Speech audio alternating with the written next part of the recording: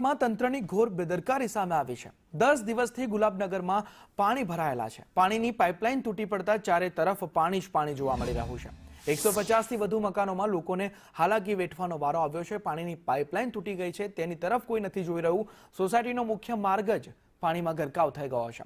લોકોમાં નગરસેવકો અને પાલિકા સામે રોષ ભભૂકી ઉઠ્યો છે। લોકો અત્યારે આકરા પાણીએ જોવા મળી રહ્યા છે કેમ કે આ પાણીમાંથી પસાર થઈને જવા લોકો મજબૂર બન્યા છે। વગર વરસાદે જ અત્યારે ત્યાં પાણી જ પાણી જોવા મળી રહ્યું છે।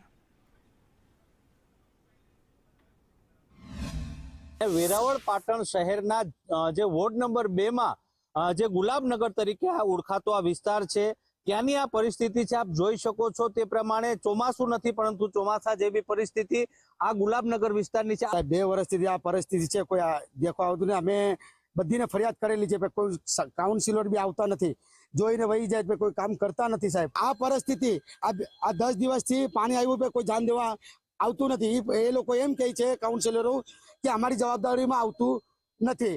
ગુલાબનગર ને વોર્ડ નંબર 2 हमारे यहाँ एवं परिस्थिति है। 10 दिवस से पानी भरायेलू है, कोई पूछवा तैयार नहीं, कोई देखवा तैयार नहीं। हमें गंदगी में रहिए केम, हमारा बच्चा स्कूल केम जाए, हमारा बच्चा 10-10 दिवस स्कूल नहीं जाता, कोई हमने पूछवा नहीं आवतुं। आज एनोने घर ने आंगणे होय तो जल्दी काम करावे ने हमारे यहाँ है तो कोई करावामां नहीं आवतुं। यासीन भाई काउंसिलर, मूसाभाई, सलीम भाई ने फारूक भाई कोई पूछवा तैयार नहीं। आवे छे जोईने चाला जाय छे, कोई पूछतुं नहीं कि आ शुं तकलीफ छे, देखीने एम छे कि आ थई जशे पण कोई काम करावतुं नहीं। કે જે ગુલાબનગર એરિયામાં આવી રહ્યું છે આ પરિસ્થિતિ ચોમાસામાં તો તદ્દન દર વર્ષે હોય જ છે। અમે ભોગવતા આવીએ છીએ। નગરપાલિકાને કાઉન્સિલરોને કીધેલું છે। છેલ્લા અમે વિમલભાઈ ચુડાસમા MLA જ્યારે એ લોકોને પણ આવી બોલાવી અને આ સ્થળની મુલાકાત લીધી હતી પણ અત્યારે કોઈ કામ અમારું થયું નથી।